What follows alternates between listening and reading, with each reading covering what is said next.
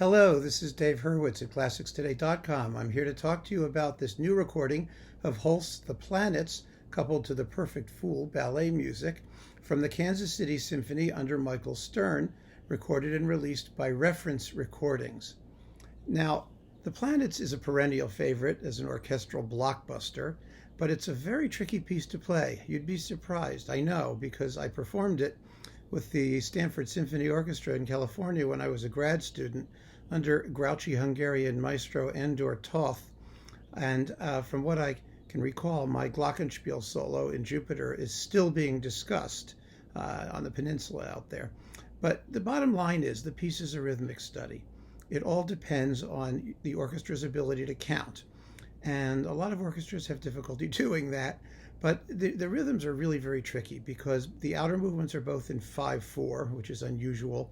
You see some very complicated compound meters in Mercury and in Uranus.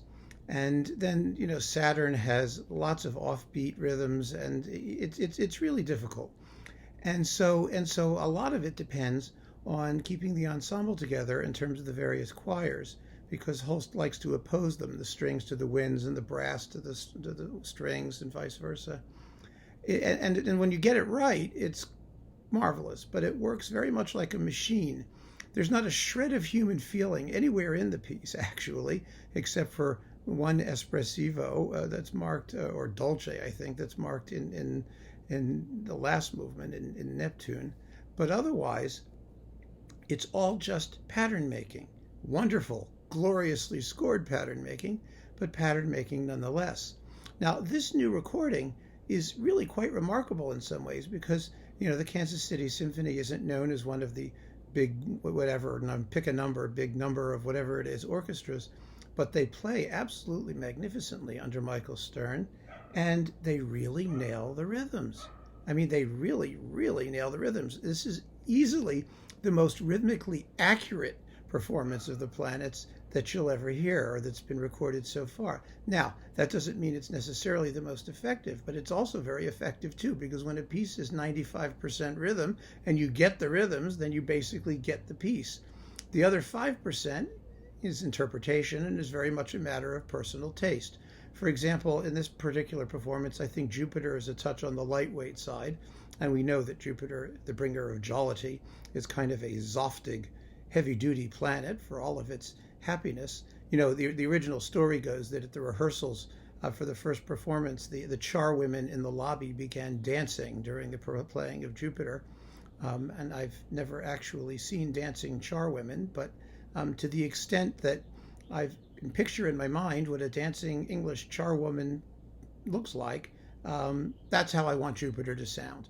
And this one is a little bit light and frothy, but still, again, the playing as such is really pretty spectacular. And as far as the Perfect Fool Ballet music goes, well, I mean, it's really unkillable. It's a wonderful little 10 minutes or so of music with 3 sensational dances. And again, one of them I believe is in 5/4. Yeah, it's in 5/4. And they're in typically rhythmically tricky.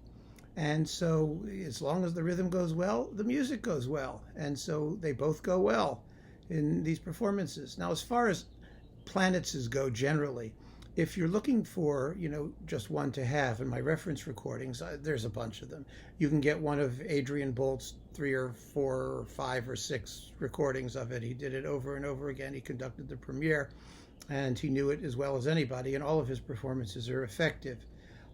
Also, very, very good, there is this one, Charles Dutoit and the Montreal Symphony on Decca. It was always a really great performance. I'm not quite sure why they did it so well, but they did.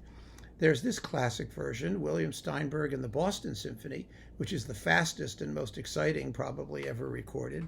There's Herbert von Karajan and the Vienna Philharmonic, who's also absolutely first rate. So we're spoiled for choice. But in terms of sonic impact and rhythmic acuity, you are not going to do better than the Kansas City Symphony under Michael Stern. Give it a shot. Thank you.